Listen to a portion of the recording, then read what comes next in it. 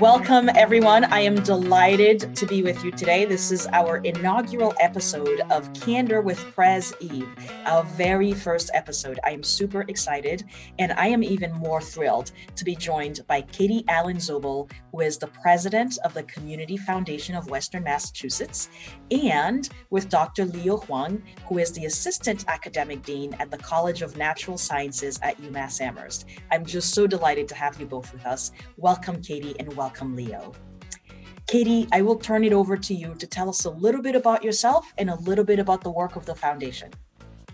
Thank you, Eve. So great to be here for your inaugural episode, and great to be with Dr. Huang. I'm just going to call you Leo and Eve. So I'm just so grateful to be here. I'm excited.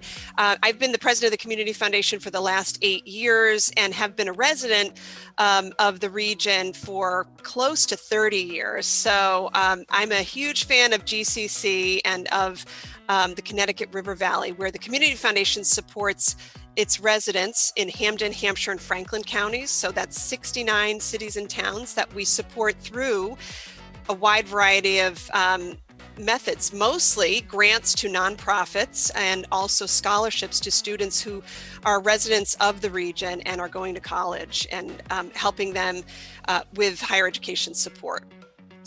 Thank you, Katie. And how about you, Leo? Tell us a little bit about your work and how you're connected to the foundation.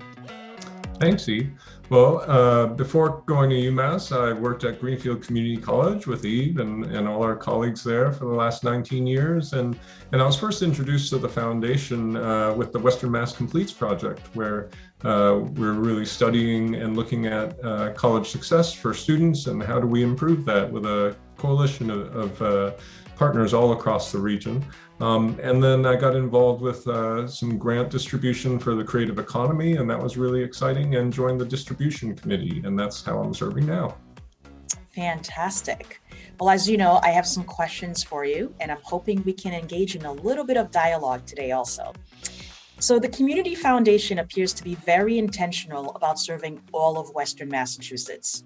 Being in Franklin County, I am a little biased. So Katie, can you share with us some of your work here? And can you both tell us how you are supporting the nonprofits of the Upper Valley, especially during the pandemic? Sure. It's our focus is definitely on the three counties, and Franklin County is near and dear to our hearts. We've had representation on our Board of Trustees, and as Leo just described, our distribution committee and our scholarship reviewers from Franklin County for the last 30 years. And over the last year, since the COVID crisis started, we've been able to provide over 27 nonprofit organizations in Franklin County with $1 million of support in terms of grants, as well as probably $125,000 to $150,000 in scholarship dollars, and much more through many other grant opportunities, our stabilization grant opportunities that happened in the fall to help nonprofits who were hardest hit by the pandemic stabilize their revenue and expenses. So we've been very focused, and one of the things that we so appreciate about Franklin County is how the organizations and the residents work together in a collaborative way, and how ingenious they are. And we saw that over and over again during the pandemic. Organizations like we supported Just Roots and Stone Soup Cafe in Greenfield, and they partnered together to figure out how to get fresh food to residents who were unable to or unwilling, or it wasn't safe to go and get food, and they came up with amazing different ways to do that. So that's the kind of way we've been supporting Franklin County residents over the last year, but also it's been a tradition for the last 30 years since the Community Foundation began. Fantastic. What are your thoughts on that, Leo? I know you've been pretty engaged during the pandemic too. So, I think one of the most amazing things I've seen about the foundation has been how quickly they've been able to pivot to address the needs of our communities. And so, of course, it's always been a privilege to work for the foundation and see the impact that they make. But during the pandemic, the foundation made an immediate shift to address the needs and utilize funds that were coming in. So over 700 donors donated over 4.4 million to the foundation, and that was moved directly out into the population. And so I really have to congratulate Katie and the organization for how they were able to really streamline the process and say, this is what's important right now in this moment, and how do we help people? That was Leo, you make a really good point about that, because that was different from the way we've operated before, with an RFP process and an application, and as you've seen through the distribution committee, a very careful, thoughtful, and lengthy process to distribute dollars into the community. And in the crisis, we actually used community advisors, people who lived in the community, to help us understand what the changing nature of the needs were, because those were happening, it was happening constantly. Every week something else was shifting, and being able to change and adjust and not have a barrier of an RFP process in that kind of time frame. So that was a huge shift for us. That's a really important point.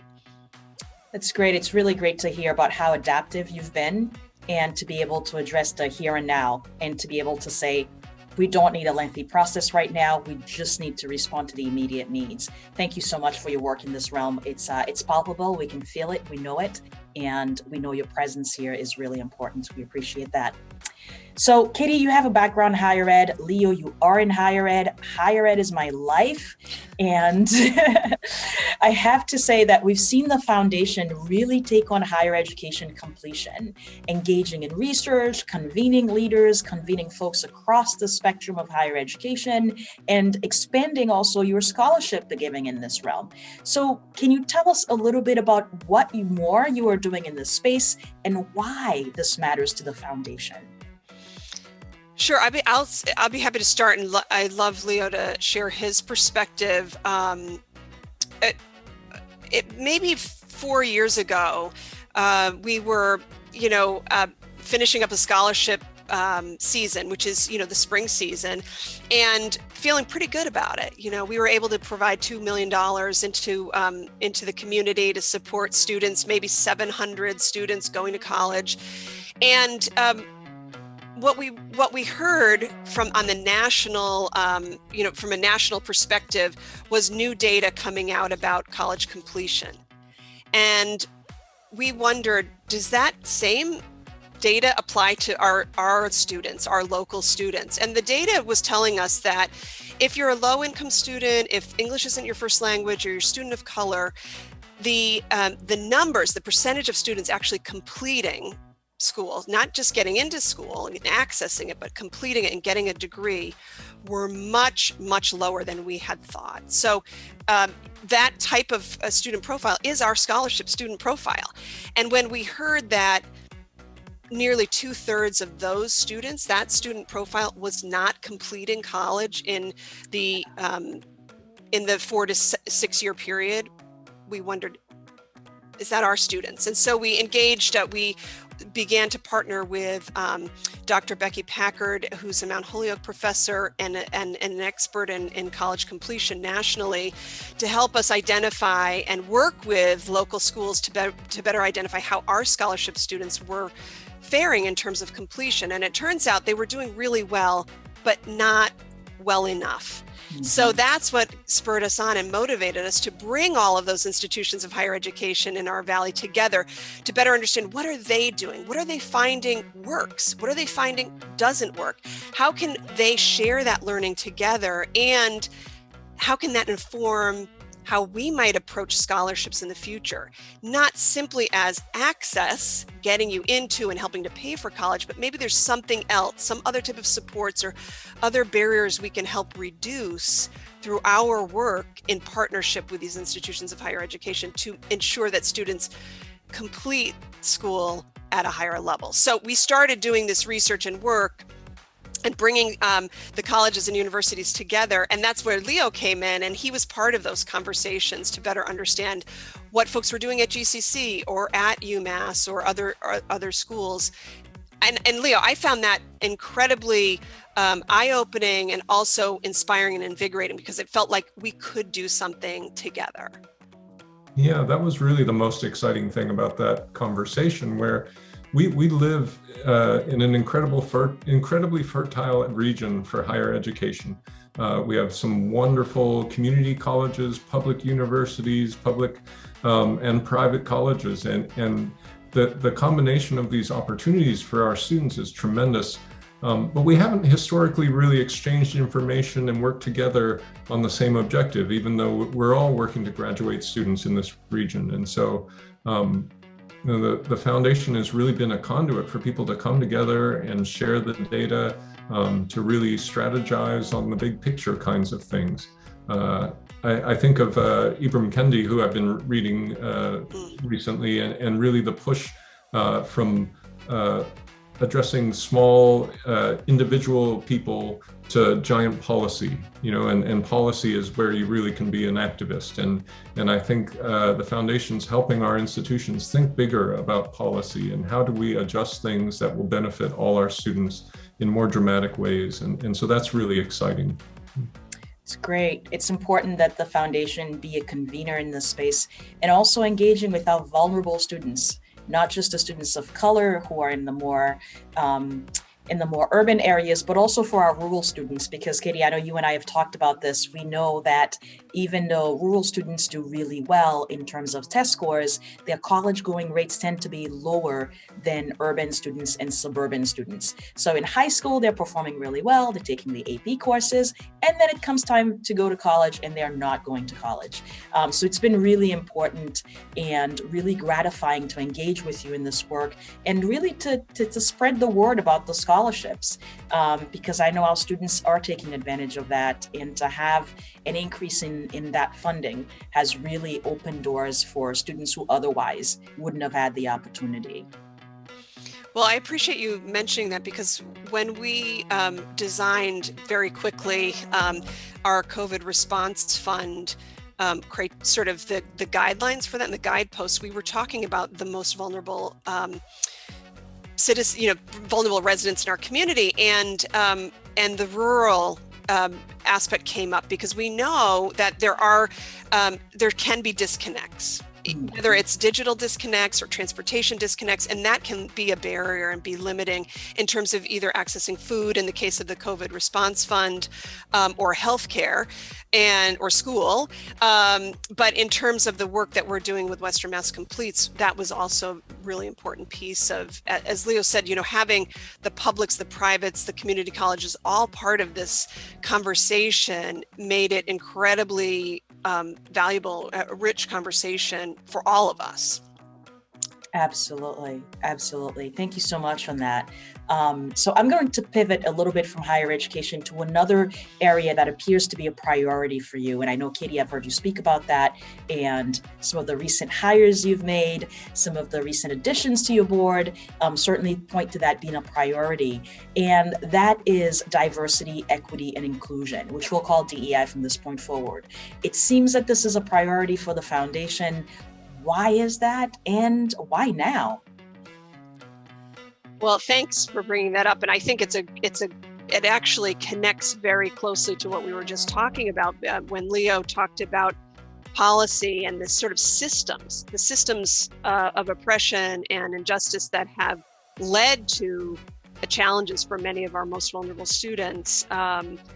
That's one of the main reasons why we are focusing on this work, because it is a systems issue, and we feel that community foundations across the country feel I can't speak for all of them, of course, there's 700 of them, but that many are working on this because community foundations are a really dynamic, flexible tool to work on more systematic approaches to solutions. So I guess this started several years ago, and when both the staff and the trustees began thinking about the future and its strategic planning work that got underway in 2018, 2019.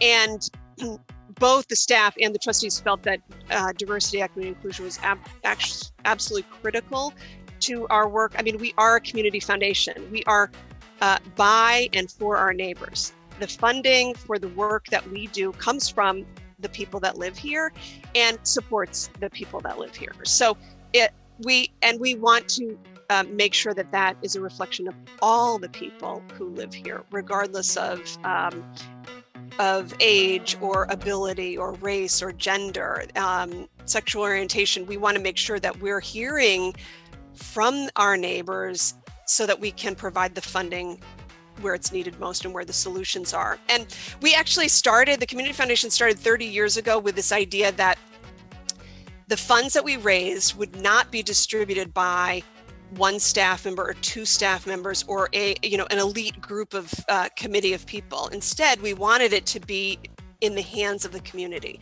So all of our grant making, our scholarship decisions are decided by volunteers that represent the community. So that is an element, sort of part of our DNA. It's what we want to be doing. And yet over the last few years, it has become very clear that because of many things, the systems of oppression, of injustice, of racism, because of the power dynamics involved with money and funding, that this organization has been white-centered and has had that kind of approach, even though we're trying hard to make sure that all areas of our community are represented. We've done an okay job, but not good enough. So over the last 3 years, that's where the trustees and the staff got focused and specifically and explicitly named advancing diversity, equity, and inclusion as one of our top 5 priorities for the region, because we have a vision of creating a more equitable community. And in order to do that, that's absolutely required. And we're starting sort of internally with ourselves, because we know that that's a really important place to begin when you're talking about dismantling systems. We have to really understand what are the systems that we're contributing to already. How can we make those changes internally? So you mentioned staffing. Eve, one of the things I wanted to share that, one of the first things we did is we undertook an audit and an sort of internal evaluation of our staff, our trustees, our distribution committee, and all of our policies and our procedures and documents. We also hired a brand new position, did not exist before, who's a senior member of our, the leadership team, the vice president for people and culture, to focus on this work and help lead this work internally, and allowing the staff then to have the skill and ability to help the community advance this work externally. That's pretty extraordinary. And Leo, I know you've been working in so many dimensions of this theme of this work in here and elsewhere, nationally, regionally, all over the state. Can you tell us a little bit about how your work intersects with this DEI, with the foundation and outside of the foundation, and why it's important? Well, I've been really excited about how explicit the foundation has made racial justice and equity as a core part of their strategic plan and mission. And to me, that's really really exciting, and it's a way for the foundation to model for other organizations in our region. What does that look like when you integrate racial justice and equity into your mission, into the structure of your organization and how you operate? And then the other part is that introspective look that Katie was talking about, where change starts at home, right? And so how do you demonstrate what change looks like when an organization decides to hold this as a priority? And I think the foundation has been a great model for that in terms of how they're looking at their own staffing, how they're looking at rethinking their mission, how they're rededicating to that aspect of the work. And to me, it's the leadership organizations of our region that will help guide the way to the future. So it's the community colleges, it's the universities, it's the foundations. We're the ones who have to demonstrate what does a more equitable world look like, and how do we get there? And to be a part of a couple of organizations like GCC and UMass and the Community Foundation of Western Mass who are doing this work, it's a real privilege, and it's a wonderful way to engage and learn and grow at the same time. So, I think that's been a real privilege for me. Thank you.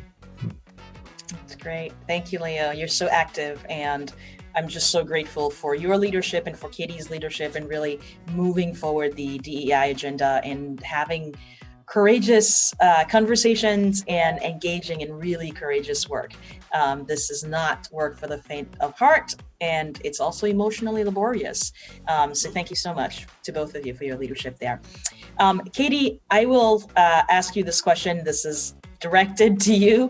I see you everywhere. Every Zoom meeting I'm in, it seems that you're there, you're doing something, you're engaging with the community in one way or another. You're a very busy woman. Can you tell us what aspects of the foundation's work you are most proud of, and what do you see as areas of promise? Well, first of all, Eve, if you're seeing me at all these meetings, the opposite must be true, that you are also a very busy woman and everywhere. Zoom does allow us to get a lot of places very quickly, doesn't it? Yeah, It surely does. A lot of ground. I think what Leo just described, I have to say, I so appreciate what you just shared, Leo, in terms of your perspective on this work. It's really important for us to hear that and to think about leadership, and think about how do we model. And that feels hard to me. And so part of what you just described, even in terms of what I'm most proud of and what holds the most promise, and what I'm sort of most focused and maybe even, I don't know if I want to say worried, because that feels negative, but kind of really thinking a lot about is our work to advance diversity, equity, and inclusion in our region.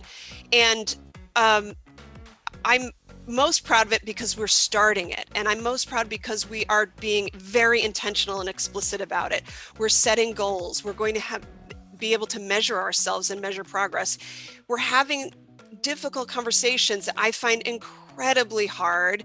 As you just said, Eve, there's an emotional toll to this, but the value, the promise that it holds for our community is hard to describe, hard to put into words, and it's just required, it's necessary. So I think that's what I would say I'm sort of holds the most promise. And I think the other piece that I wanted to highlight is what happened in the last year in our region, and how this region pulled together, worked together, collaborated, innovated. There were some ingenious moments where so many different things happened in terms of supporting each other and coming up with solutions to problems. And I think that holds enormous promise for our future, that we can reimagine and we can reinvent the way we've done things, which means we don't have to have those same systems. During an emergency, necessity is the mother of all invention. That happens, and it shows us it can continue to happen. It gives me such hope that we can continue to reinvent and reimagine a much more equitable future for all of our residents here in the 3-county area. And I think the Community Foundation is such a flexible tool, and it can be a magnet, as Leo described, sort of bringing the institutions of higher education together. That's sort of a magnet approach, and then there's value for everyone involved. It could also be a magnet for bringing resources from outside the region, and that also happened. The state provided $1.3 million to us to help support immigrant and refugee families and individuals in our region. We also received over $4 million from the state COVID relief fund. And that was, a partnership with Community Foundation. So I feel great hope that during a crisis, it reveals the promise for the future. And I see more funding coming our way, and more because of the collaboration and the solutions and the entrepreneurial nature of our region. That's wonderful, wonderful. And sustaining change, just as you said, sustaining innovation is going to be important as we move to the post-pandemic era. So Leo, you're going to have the last word. How will you wrap us up? Well, I'll just reinforce what Katie was saying, that this has been an incredibly challenging year, but it's also been an opportunity for us to rethink what community looks like. And one of the things that we really need more than ever is more compassion and a sense of radical empathy, and so that we care for one another. And the institutions that do that best are our community colleges, our foundations, and our universities, and all these sort of anchors of our communities that can help us learn how to care for one another better and in new and different ways. And so it's a privilege to work with all our organizations that do that in the region. So thank you, Eve. Oh, and thank you. Katie. Thank you Eve. so much. Thank you, Thank you to both of you for being here with me. You were my guinea pigs. I didn't know how this would go when we first started, but you have set the bar very high. So everyone else who follows would have to at least meet this bar. And I'm so grateful to each of you and to both of you. And I'm very grateful for the work that you are doing. And thank you so much for joining me and spending some time with us. Well, all folks, it's been wonderful to have you join us for Candor with Pres Eve. This was the inaugural session, and I look forward to you joining me in other sessions. Take care and have a wonderful day.